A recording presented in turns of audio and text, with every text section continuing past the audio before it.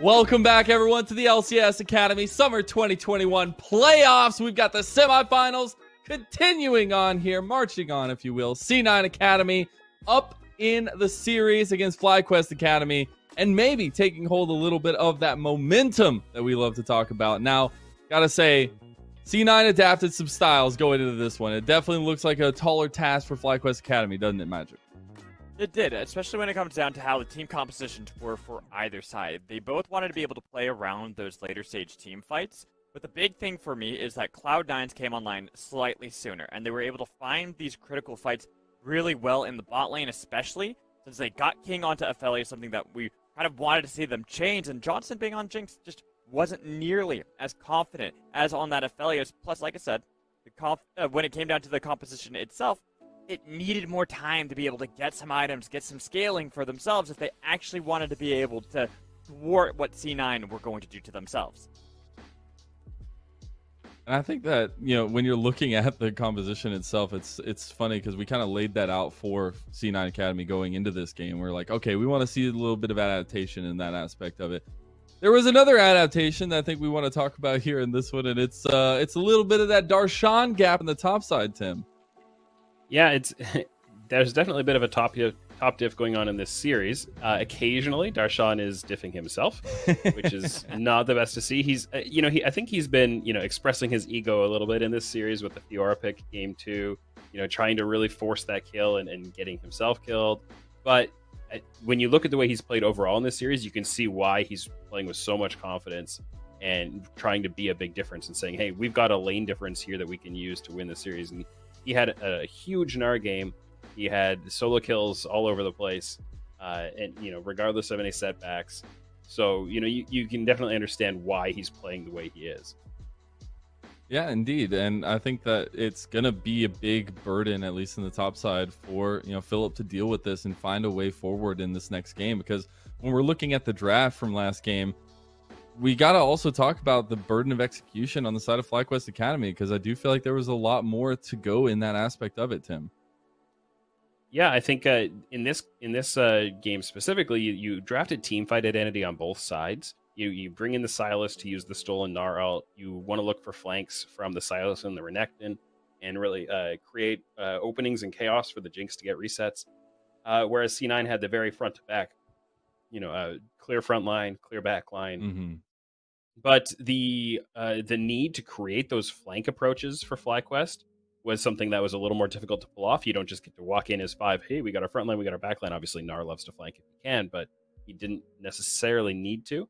And when you had the winning top lane matchup and also a winning mid matchup and the ability to just be in control of the game and be setting the pace, it makes it really difficult for FlyQuest to create the vision they need and the wave pushes they need to move into those flank angles.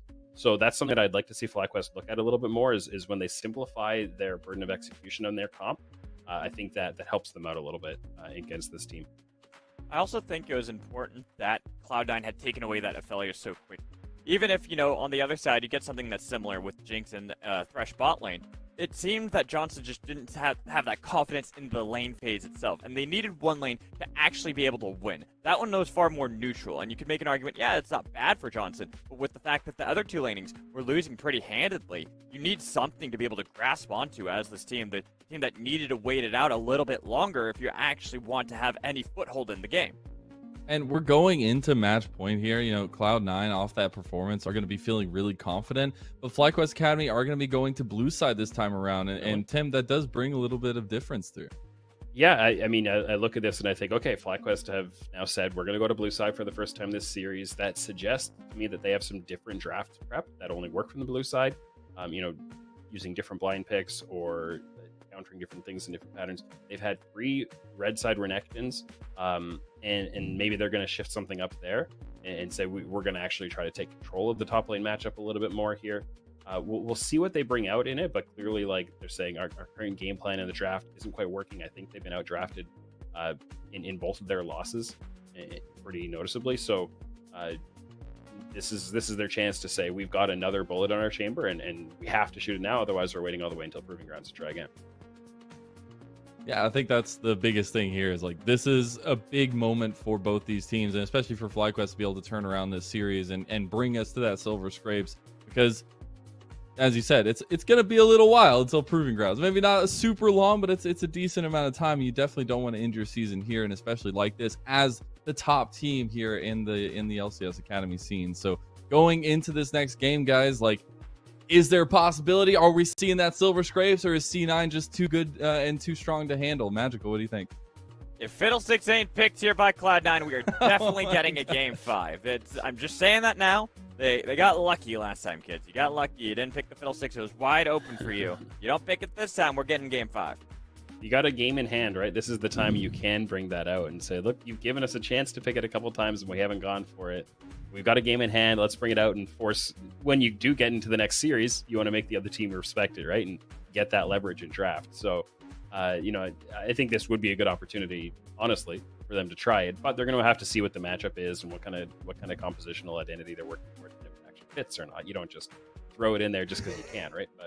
But if they are going to bring it out, this is a decent time for it. I love that you're humoring Magical a little bit. I love that we're getting a little bit of it's a legitimate pick here. for Surenfire. It absolutely really good is. at I love it. Yeah. The focus is definitely not there in their minds, at least here to this point. Maybe that does change here going into the next game, because like I what were you gonna say, Magical? I will say one thing. This is a serious point. This is not making memes anymore. Oh, okay. It always is. But anyway, it's always on Blue side, I want to see whether or not Cloud9 Academy are going to ban away FLYA. And that might sound like a weird ban, but the thing is, I think Thresh usually you ban away Thresh, you don't have to worry about the FLYAs. Cloud9 have shown that they're okay with taking that without Thresh on their team. But also, I feel like FlyQuest are also going to be a team that is far okay with making sure they're going to have that into the bot lane without Thresh, because Johnson likes to play that. So I want to see in this draft whether or not Cloud9 ban it. And Tim, do you have anything else to say about maybe some of those bans coming through here, the things that maybe you'd want to see taken away or at least prioritized? You know, I don't think it's about specific champions too much, other than the ones that have already been mentioned. I think it's really just getting good matchups. I think I want to see FlyQuest focus on getting a winning mid matchup, especially, and give NXI a more comfortable time in his path. Yeah, I think that's super integral here, and we've seen how big that jungle matchup can be of an influence in this one, especially. And I think that is when you're looking at those picks coming through, like, I wonder how much priority you see still on the metas and things along those lines. So we got to see how it is all going to unfold. Are we going to hear those silver scrapes, or is Cloud9 going to send us home? You're ready for draft. Rafa and Smacks, take it away. Thanks, Mazel. And What? whoa, We're in. Whoa, we are in, brother. Okay, well, we have to catch us kind of back up. You know, all the draft. I like that Cloud9. Actually, Mad Magical called it out. The Aphelios ban came through because they recognize that if Cloud9 and King are willing to play Aphelios without the Thresh, then you probably are worrying about Johnson doing the same thing. But this Tristana pick, not necessarily guaranteed to go into the bottom lane, as we have seen Tristana being played in solo lanes, but it has been quite some time that we've seen the Tristana play here, Smax. Yeah, it absolutely has. I would assume that it is going to the bottom lane, and Cloud9, assuming the same thing as they do lock in this Nautilus, a very nice counter pick into Tristana, because there are 2 instances of crowd control on the dredge line for Nautilus, so you can't actually jump away from it if you are Johnson here. I do find it, again, curious that Isles is not prioritizing Thresh really at all in this series, but he is still going to be providing his team with another hook champion, and I'm liking that one. And I'm, again, liking Surenfire locking in this Trundle as a response to FlyQuest's and Jam.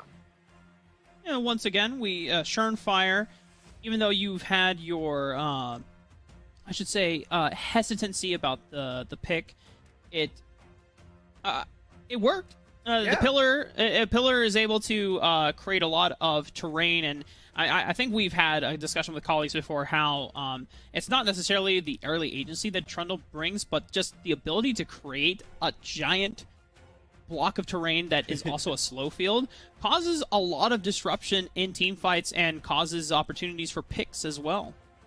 Absolutely does, and it's really just nice to have that terrain field going when you're pairing it up with something like a Ziggs too, because it makes hitting those skill shots all the more easy and simple. For King, we're assuming it's going to be King playing this champion. There is still that possibility that it's going to copy in mid lane, as FlyQuest also assuming the same thing. They do remove Copy's Rise from the pool yet again, alongside that perennial Gangplank that is gone once more. And notice here how Cloud9, they usually banned LeBlanc on the blue side around, but they were able to save it for the second round of ban phases because there was the threat that they could lock it in R3 for themselves instead of FlyQuest blind picking it, and then Cloud9 having an adept response to it. They have gone with Copy Azir this time around, so Triple not only he doesn't get access to it, but also this puts Darshan in counterpick situation in the top lane. I think this pick for Cloud9 just further cements that in this series, Copy is not going for the supportive style at all. He hasn't been doing it for the entirety of it, but I think with this blind pick, where you could be going for something like the Karma or the Set or the Orianna even that we've seen out of him in the past, none of those are going to be the option. It is Azir. And for Cloud9, it's pretty refreshing that they're giving Copy a lot of agency in the champions that he is picking in this series, because he has been doing a phenomenal job all throughout. Line picking this Azir, looks like Twisted Fate will be the response for Triple, and they do round out the draft with that Jace top. Cloud9 have to now recognize, just based off of the Jace and the Twisted Fate lock-in, they are trying to give Philip the best early game possible, and they have the agency with the Twisted Fate. Now, thanks to the Game 1 shenanigans that happened, Cloud9 were able to stifle Triple's ability to help out Philip in the top side of the map, but this pick from Darshan has to be something that can receive a lot of pressure or answer back in the 2v2 and the 3v3 skirmishes, and we're going back to the pick that he used for Game 1. I'm liking this Lucian look from Cloud9 again. A lock Darshan already showed us a phenomenal performance on it, but you know, at the same time, I can't help but think that that could have been a tank. And you know, that's just how my mind is operating here, because for FlyQuest, they just drafted full AD. And I know you're in the chat, you're like, actually, Smags, Twisted Fate is an AP champion, he builds magic damage, and he's going to deal magic damage.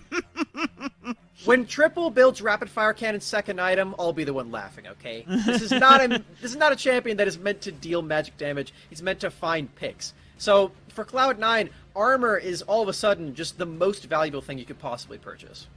Yeah, the only time where we saw a Twisted Fate deal a crap ton of damage was either Jizuke playing Twisted Fate in LCS, or I think it was it Jojo Pyun in the Evil Geniuses series last week? There's a Twisted Fate game that we saw, and you're thinking. I know what you're thinking. You're thinking of Wild Rift, actually. Oh, was it really? Oh, yeah. Damn it. Okay. Very different game. The games are blending together, but yeah, they are. I just remember that Twisted. Let's go with the Jizuke example. Jizuke had a Medjai's and had like 25 stacks. So whenever he throws a gold card, it would actually just chunk someone for half of their HP bar. But FlyQuest, look at this. Yeah. Let's see if Darshan actually falls for this. We've seen a lot of times where FlyQuest have set up bush baits and it's worked out, but I don't know if they're going to stick around long enough. But as you're mentioning, Rafa, the late game fantasy of Twisted Fate is that he deals a lot of magic damage, but that's just not something that is realistic in the mid game and in the meta of League of Legends as we know it today. There's no Rod of Ages for him to be purchasing first anymore. You're seeing just the utility builds of Everfrost and Rapid Fire Cannon so that he can stun from long distances away. So yeah, for Cloud9, they can buy plated steel caps and then feel great about this game. This is match point for Cloud9, and for FlyQuest, with their backs against the wall, they are putting their eggs into the Philip basket, where they are giving him a strong blind pick in that Jace, and they want to set up the utility where Triple can get out of lane into the top side, set up Philip for an easy gold card stun into a kill for on Darshan, or at least blow summoner spells. And XI, I imagine, starting on the bottom side of the map, is also going to be pathing towards the top side of the map. Look to see if Johnson and Dreams are able to get a shove early onto Cloud9's bottom lane, where Ziggs can't just fully one-shot the wave because he doesn't have access to all the spells, and see if Dreams also goes for an early roam as well. For the Twisted Fate roams, Rafa, it's even more important this game compared to the last one, that Triple does make his way up to that top lane and help out Philip, because this time around he doesn't have access to a point-click stun for himself against this Lucian. He does not have that Ruthless Predator for the Renekton. He's got a golf swing, but that doesn't keep you in one spot. You gotta knock him away. So it's a lot more difficult for Philip. He has more damage this time around, but all of these things just mean that Gold Card is just the most impactful spell in this top lane, even though Triple's not a top laner.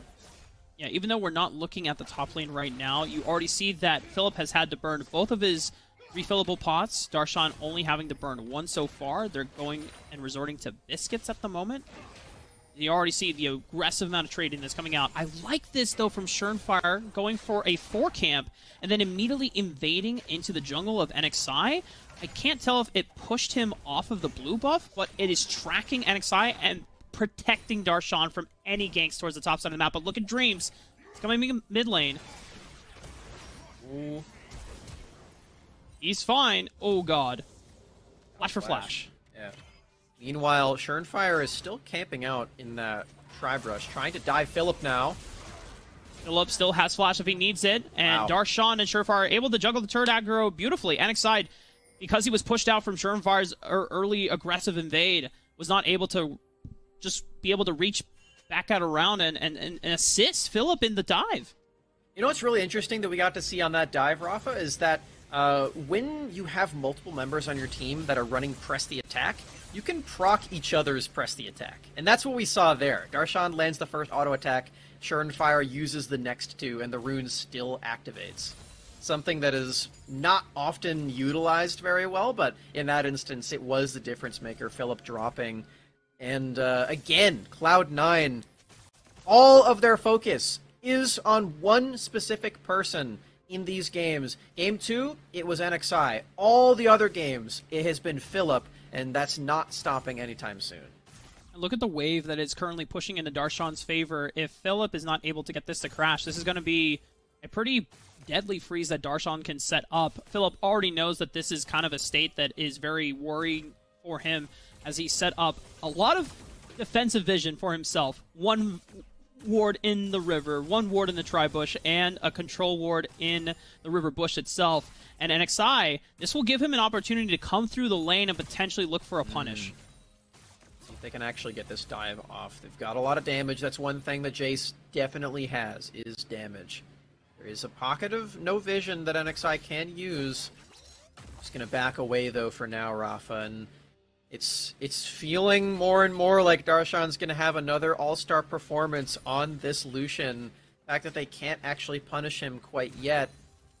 NXI farming up quite well. He did get a double scuttle in this game, so that's going to be just one other camp that he has over Schernfire, but that early gank is so impactful, and just like you said, the freeze is mounting to be a very big lead.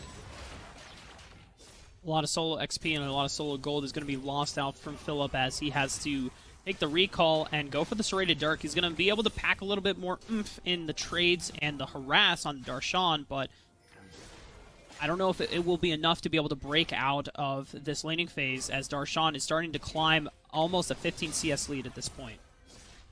For FlyQuest, they may not have been able to attack this top lane, but you have to remember that their bot lane is still so aggressive. Dreams trying desperately to use that aggression in this mid lane, trying to push the wave out so that Triple is freed up to roam, but it's again proving to be quite difficult. Copy with a very safe wave clear thanks to the Sand Soldiers gets to answer this quite well. There is a moment where Dreams and Triple can maybe use as a timer to find a play at top, but oh god, Cloud9's already here.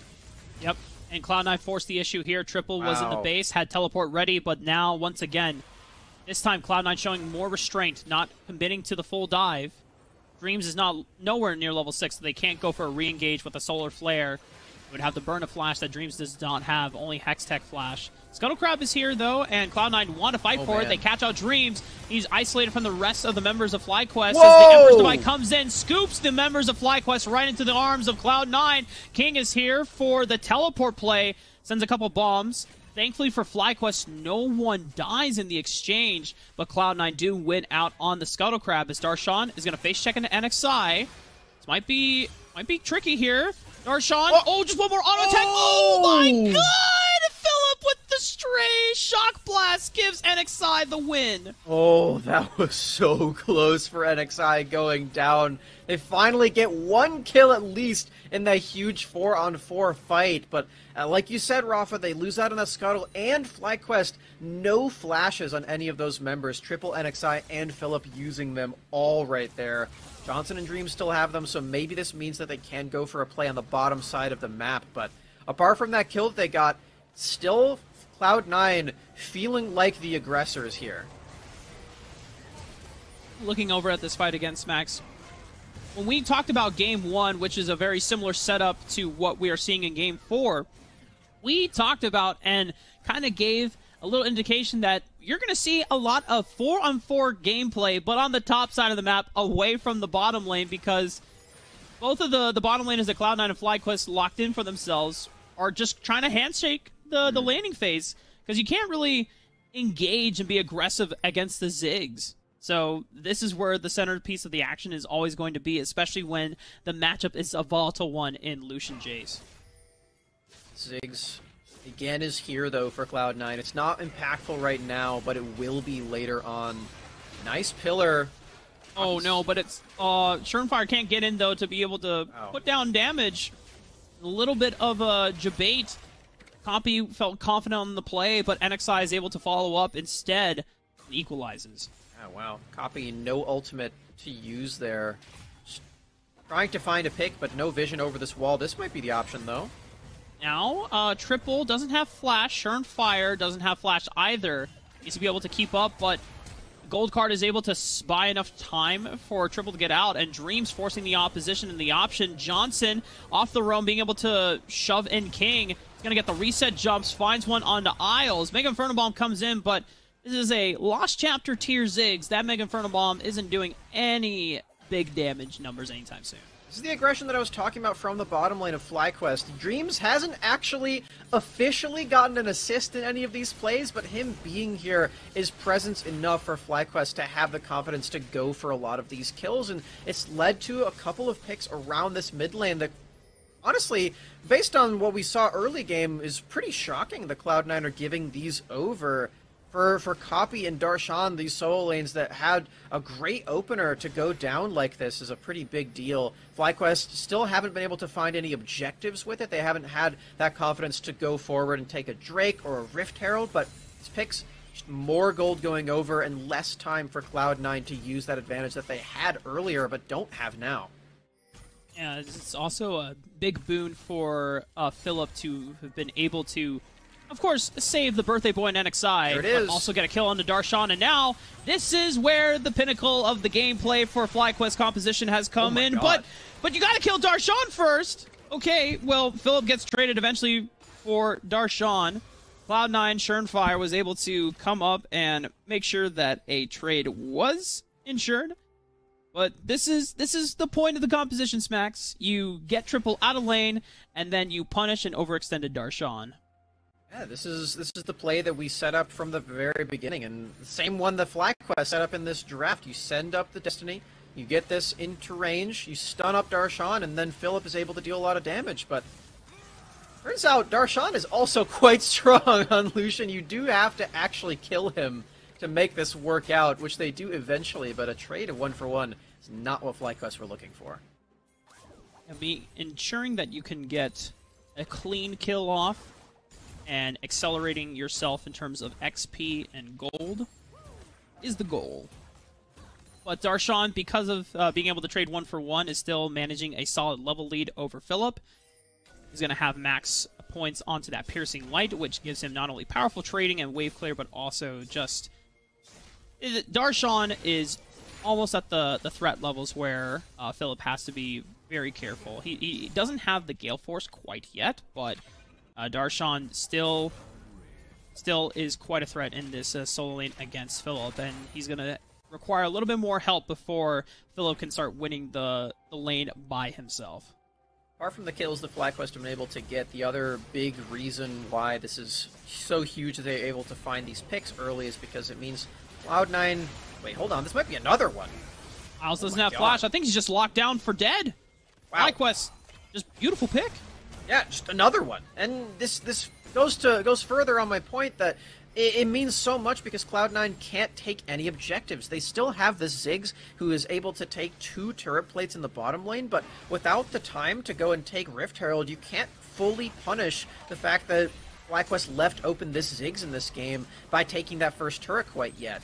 Taking all the plates alongside it. Burnfire is in the area for this river. This might be the moment where they can steal this away. Oh, but Triple and NXI are here. If they burst down Churnfire, he's going to pop the Subjugate onto NXI. He's going to get some healing right back into his favor. Maybe it was on the Dreams. Oh! The Culling is going to come out. Dreams gets punted right back thanks to the Satchel Charge from King. And it's a bounce house for Triple as he gets locked down by Isles. It's a double for Darshan, and the Rift Herald will be secured for Churnfire. Okay. Ooh, he got it. All right. King's Satchel was so clutch there, knocking away 2 members. He's going to be okay, but that just means so much for King. He now gets to do the Ziggs thing. Watch this. First, you see this turret, and now you don't. In a couple of seconds. Whoop, boop, and it's dead. You know, King is using the Mad Scientist Ziggs skin, but he should have been using the Wizard for pulling out that magic trick and making the turret disappear. Absolutely. He gets to do it again also if he has the satchel up again. It's a long cooldown. Oh, Dreams they trying to want to go for punish. King. Who's in range? Triple has teleported with the Destiny. He's going to be able to lock it down, or it's just a straight up teleport play. King is out-routed, and now Churnfire's on the run. Triple is going to use the Destiny this time around, forcing the flash out of Churnfire. Isles is there for comfort, making sure that he doesn't get caught out. Darshan in the 1v1, Mr. President. You have this one. Philip says, "Oh God, I no longer want to fight this fight anymore."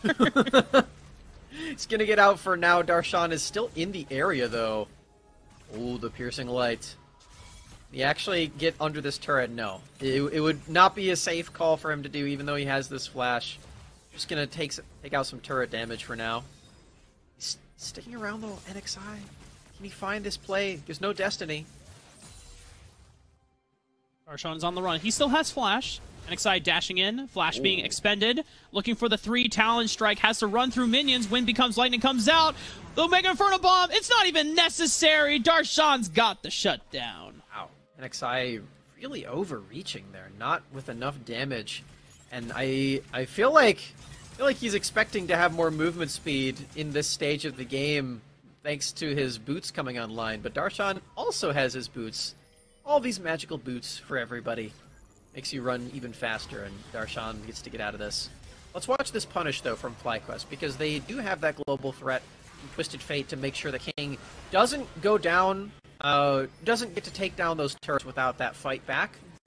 Does get to take that for the full first turret, though. It's a lot of gold still, so Cloud9 come out ahead, especially with the extra kill that Dreams gave over with Churnfire's damage with Divine Sunderer, but for Cloud9... They're still feeling okay about this. They get more gold into their Ziggs, and they chunk out the mid lane turret again, too. So they can just satchel that one very quickly, and that's going to mean a lot when it comes to the mid-game sieging. And throughout all this, Max, we still are at a very even game state. This is, for FlyQuest, a sigh of relief as they can somewhat still have the potential to make a huge push for a momentum swing in their favor. They still have the pick tools from Triple, or you can just bring Dreams to the party and lock Darshan down. Oh my goodness, he got destroyed.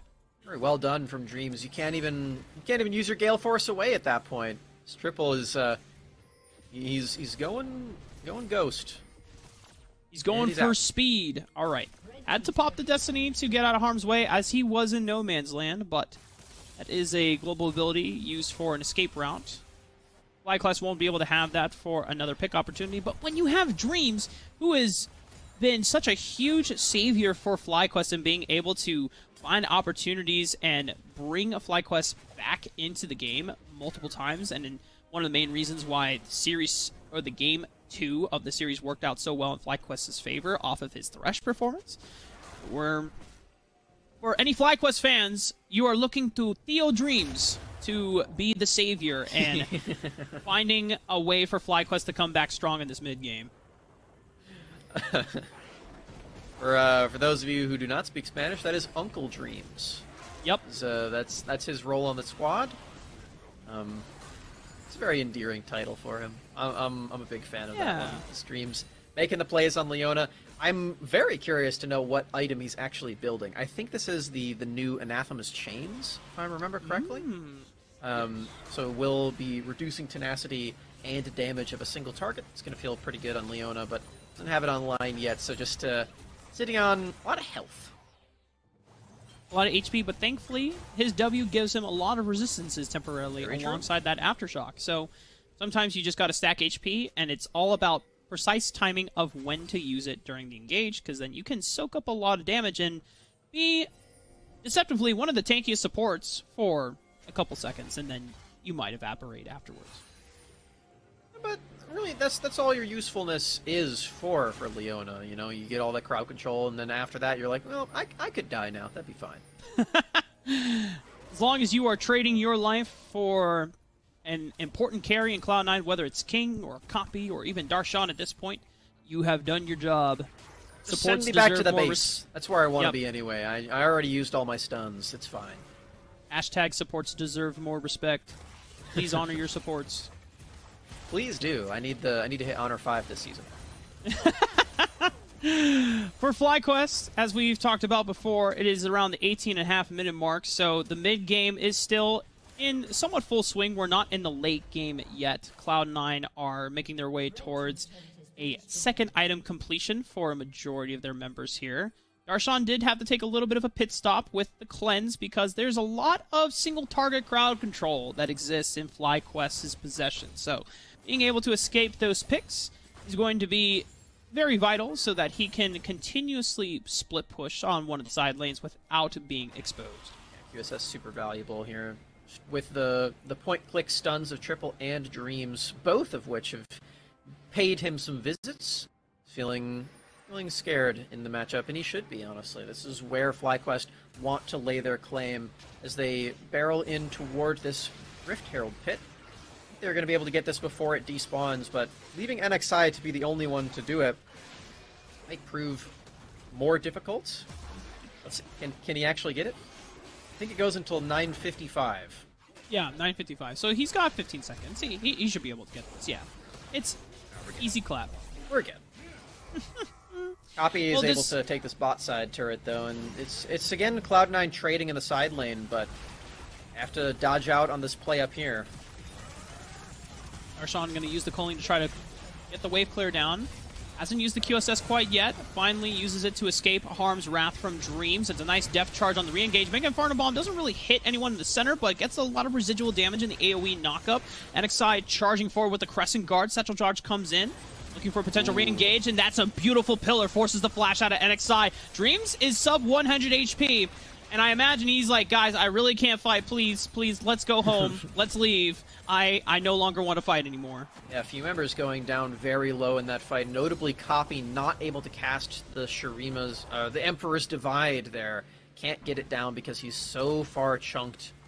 And that might have been the difference maker for Cloud9. They might have been able to allow them to win the team fight, but because he wasn't able to land it, no kills going over on either side. And you know what, Rafa? It's really interesting. We're 21 minutes into this game. We still don't know what the soul is going to be. The dragon is just left all by its lonesome in this game. There has been a lack of dragon focus this game. It's mostly been on the Rift Heralds and one objective in trying to screw over the other top laner from having any ability to play the game. The top laner objective. It gives your team a really big buff of tilting your opponents, and it lets you get more turrets up there, which feels great. Well, it's going to take a lot more to tilt Mr. President. Ooh. However, he is going to get locked up. Doesn't have QSS from the previous time in the top side of the map. Surenfire trying to do the best he can, but Darshan will still go down. King throwing pretty much the house, the kitchen sink, and everything in it, and still it's not going to be enough damage to be able to equalize on the Dream. So Triple was picked up as a trade. Dragon still goes over to FlyQuest, and we're going to get a Cloud Soul for the Game 4. Skill shots looking mighty clean in this case. Triple casts his stopwatch just a tad bit too late, doesn't void out the damage of the Mega Inferno Bomb, and eats that last Q as punishment, will go down. But FlyQuest, with this Drake, they can deny that stack, and they can keep bullying Mr. President. So much crowd control. He doesn't even have QSS available here, so... Ouch. Darshan is literally just waiting and counting the seconds where he's like, oh, can I actually move? Can I play the game again? Nope. I get one piercing light, that's it. Speaking of cool things, though, Smacks, Wit's End has been completed for Mr. Johnson on the Tristana, and... You know, on-hit builds are not necessarily something we see a lot out of Tristanas, but when you are up against a Ziggs Azir, investing into a heavy magic resist item like Wit's End is a pretty neat purchase. I think he's going for Stormrazor as his third item. It looks like to me. This could definitely be Bloodthirster too, if we're combining the BF sword and the longsword. But Stormrazor would be really interesting, just providing his team with more utility and more single-target crowd control. Could be a fun option. It's not an item that we see very often at all, just because the stats don't provide you with as much as others, but Johnson maybe showing it some usefulness and showing it some love. They're doing the best that they can to withstand the siege attempts from FlyQuest as they are splitting up the map. Darshan was in the side lane against Philip, but Philip is being careful to not overextend himself without the assist or the readiness of Triple being able to commit Destiny or Teleport to go for the 1v2, or the 2v1, I should say. Cloud9, they are just trying to stall out the game as long as they can, because even though Johnson on Tristana, you can get pretty decently strong the later the game goes, but it is nothing compared to Azir and Ziggs late game damage smacks. And the more this game keeps going on, the more armor Cloud9 can actually build. You can see even King is thinking about it with that cloth armor on his body. And when it comes down to the late game, you can get some really valuable tech items like Frozen Heart and Randuin's Omen on your front line and just completely stifle any of these damage backline members that FlyQuest have with the Jace and the Tristana. It's going to become really tricky for them to do anything except for find picks. Oh, well, Schernfire just gets eviscerated. I don't even think he got a chance to really enjoy the benefits of Subjugate because he's still melted. And now this is a great opportunity for FlyQuest to pick up the Baron. No Smite will come in contention from Cloud9. FlyQuest with another clean pick for them. They can keep this pressure going, and yeah, Cloud9 doesn't even care. They're not going for this at all. Unless they throw a Ziggs ultimate, which would be already too late. FlyQuest locking in this huge objective for them, and the lead hasn't been gigantic throughout this game, but this one might just break the back of Cloud9. They still have to get through the wave clear efforts of Azir and Ziggs, but I imagine that the next line of attack will be to see if Darshan overextends his welcome while he is pushing out any of the side lanes, as there's a lot of aggressive vision from FlyQuest. If you look on the top side of the jungle in that red buff area, Teleport is available from Triple and Philip.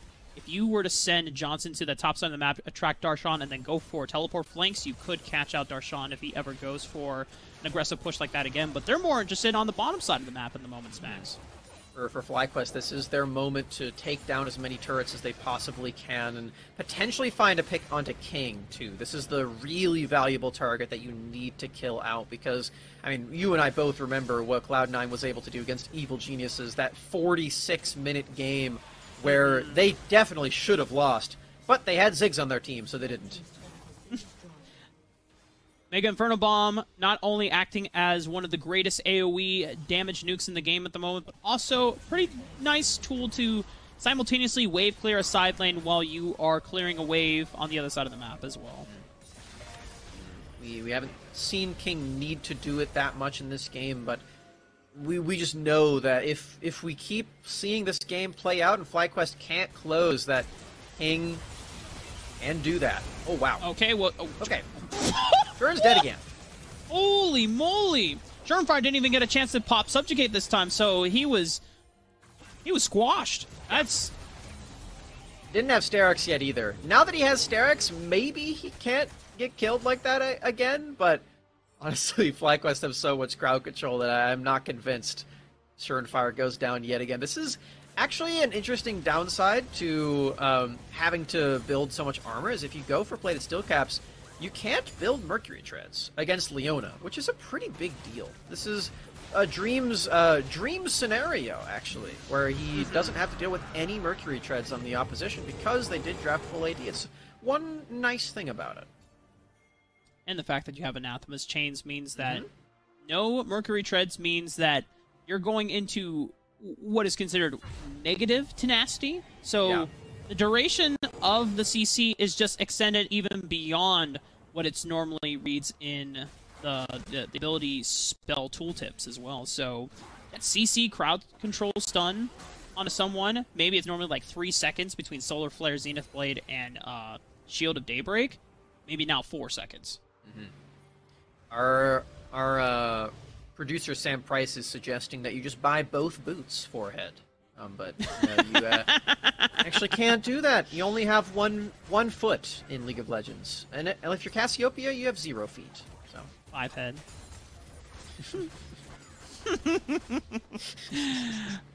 FlyQuest have been doing a remarkable job of finding pick after pick, accelerating the gold lead in their favor, and further encroaching onto the base of Cloud9. They have built up a 6,000 gold lead at the 28-minute mark. Cloud9 are not entirely out of the game yet, but the pressure is definitely being felt as FlyQuest are looking to equalize the series and bring us to a Game 5. They want to hear the Silver Scrapes. They want to go to the finals next Thursday. And Cloud9, they're doing everything that they can to hold on and stall for the late game where Ziggs and Copy can just put out tons of team fighting AoE damage. There hasn't really been a moment for a 5v5 yet. FlyQuest doing a phenomenal job keeping the game only within their grasp of skirmishes and picks. It's exactly what you have to do in this case, and even though they don't have that Baron buff on their champions anymore, they can still use that that way that their champions operate to find those advantages, and they still are in that driver's seat in this game, which is so important. You have to be in the driver's seat in a game like this, where you are looking for picks, or else you just get completely run over. For Cloud9, they're really looking to push back out of their base and stop turtling so they can contain FlyQuest into that one section of the map where they know where they're going to be and they don't have to worry about any flanks. A lot of aggressive vision control from FlyQuest always being established. Surenfire, oh no, are we going to see the same stories we've seen the entire time? Surge Gauge gets popped, but still, between Dreams, NXI, and Triple, it's enough damage to just completely take down Surenfire. And with the Baron not having spawned completely yet, it's still up in 45 seconds. It doesn't give enough time for FlyQuest to be able to look for a neutral objective, but it's a man down, and they're going to try their best to get some chip damage on these turrets. It's so crazy that just the last 3 kills in this game have all been Surenfire getting picked off by Dreams. Dreams just doing so well to find out the enemy team's jungler. There's no main objective to go for right now, so Surenfire not having Smite alive isn't going to mean anything for this time, but it already has in the past for that last Baron that we got to see FlyQuest get. And when you think about what the next Baron fight looks like, if Surenfire has this happen to him yet again, then I don't know if Cloud9 can withstand the brute force of another Baron buff.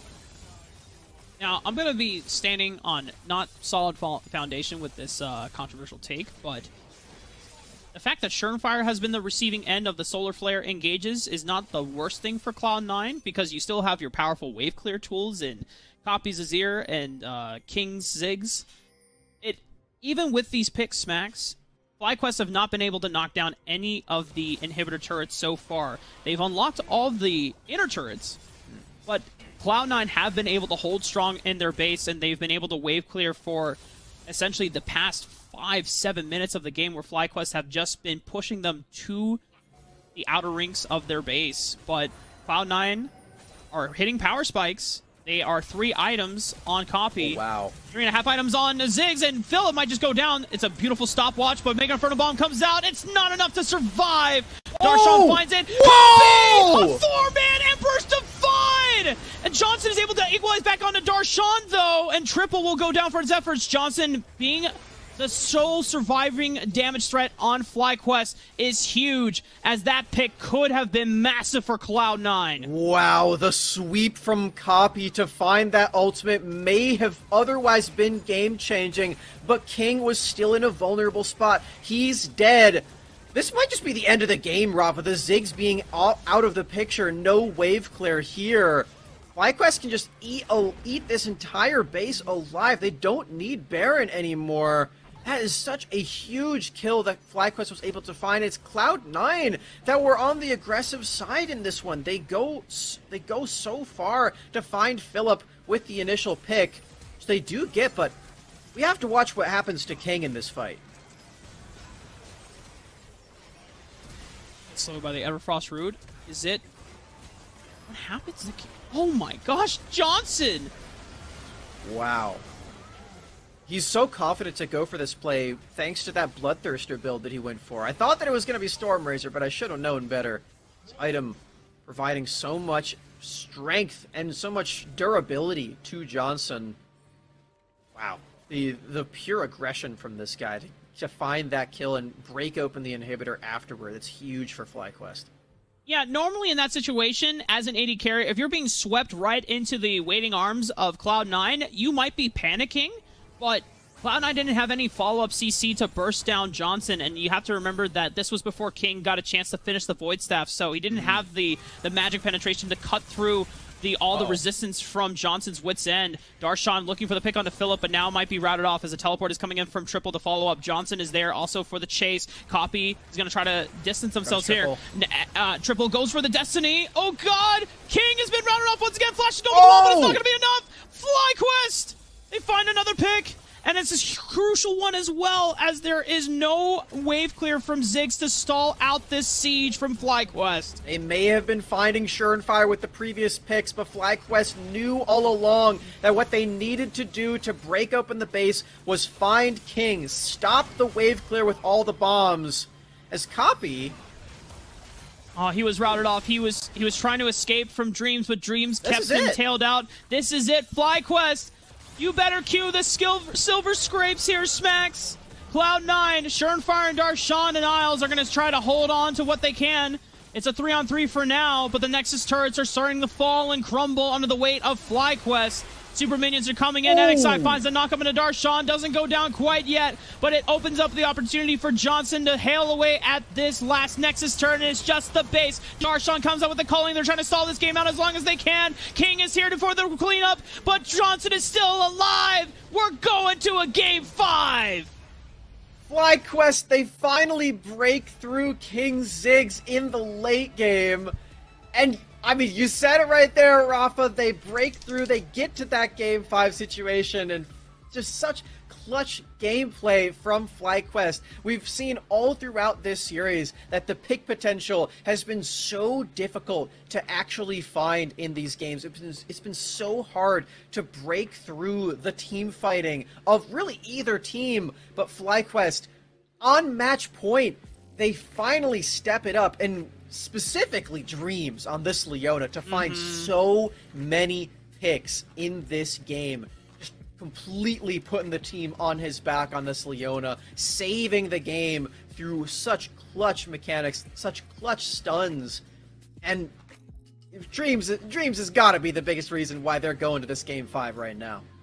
Yeah, so many picks back to back. Yes, it was on Surenfire, and it may have not been picks that ended the game right away, but continuously funneling gold into FlyQuest's pockets and always keeping Cloud9 on the back foot. They were trying their best to stall the game out as long as they could, but once they overextended and they went for a play that, you know, normally probably works when Johnson isn't as durable as he is because he went for such a defensive build, and Johnson therefore has the confidence as soon as he has locked targets right onto King. It's like, oh man, this is actually free, and he trusts himself to step up in that moment. Instead of panicking and trying to rocket jump away, he just goes for the kill, taking out King. Super instrumental in FlyQuest's ability to finally close out this game as you eliminate the wave clear and the stalling ability from Cloud9 to be able to keep themselves in the game. And Smacks, we're not going to stall it out anymore. We got the analyst desk coming right after this break, but you better... I hope they are giving us a beautiful Silver Scrapes rendition when we get back, because it is Game 5 and the end of the series between Cloud9 and FlyQuest coming after this break.